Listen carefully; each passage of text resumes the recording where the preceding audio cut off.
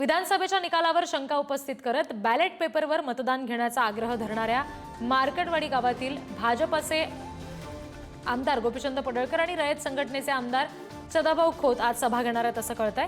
काँग्रेसचे प्रदेशाध्यक्ष नाना पटोले सुद्धा आजच मार्केटवाडीमध्ये असणार आहेत। नुकतेच शरद पवारांनी मार्केटवाडीचा दौरा केला आणि या दौऱ्यानंतर तिथलं वातावरण चांगलंच तापलं। संसदेतील विरोधी पक्षनेते राहुल गांधी सुद्धा मार्केटवाडीला भेट देतील अशी शक्यता आहे।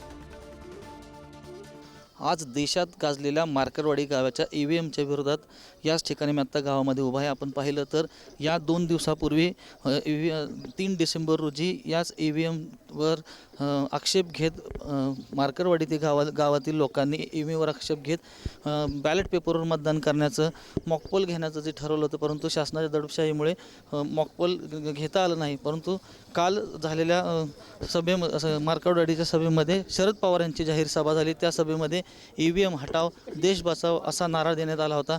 परंतु आपण बघितलं तर शरद पवारांची सभा झाल्यानंतर आज महायुतीची सभा जाहीर सभा या मार्केटवाडीमध्ये आपल्याला होताना पाहायला मिळतं। आज सकाळी 10-10:30च्या सुमारास मार्केटवाडीमध्ये महायुतीची जाहीर सभा आमदार गोपीचंद पडळकर, आमदार सदाभाऊ खोत, आमदार राम सातपुते यांची जाहीर सभा आता या ठिकाणी होणार आहे। आणि एकंदरीत आपण पाहिलं तर महाविकास आघाडीच्या फेक नेरेटिव्ह विरुद्ध आज मार्केटवाडीमध्ये जाहीर सभा होत आहे।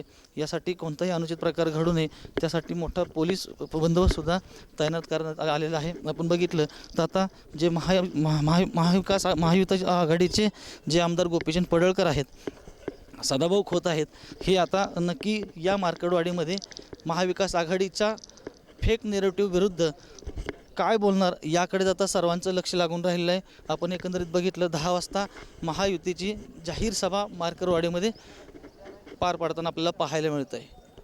माऊली डांगे, पुढारी न्यूज, मार्केटवाडी, माळशिरस।